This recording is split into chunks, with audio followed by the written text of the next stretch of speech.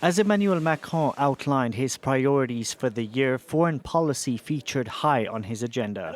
The French president announced a visit to Ukraine scheduled for next month and said the continent's security would be at risk if Russia were to succeed. We will continue with new deliveries, including 40 Scalp missiles and hundreds of bombs. We will continue helping Ukraine with its needs. The president also focused his attention on the situation in Gaza.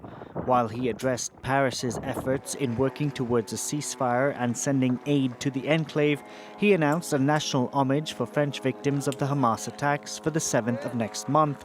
Macron adding that France was working with all sides to liberate its hostages. We are fighting for every inch of ground with Israeli authorities and Qatar, which has a decisive role with other colleagues to free them.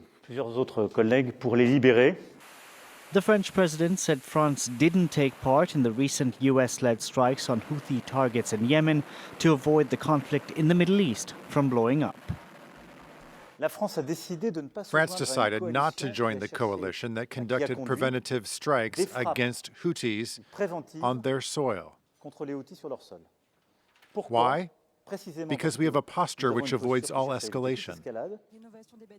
During the 2.5-hour press conference, the French president discussed the upcoming U.S. elections and said he would work with whichever leader Americans choose, reiterating that he had already worked with Donald Trump during his first term in office.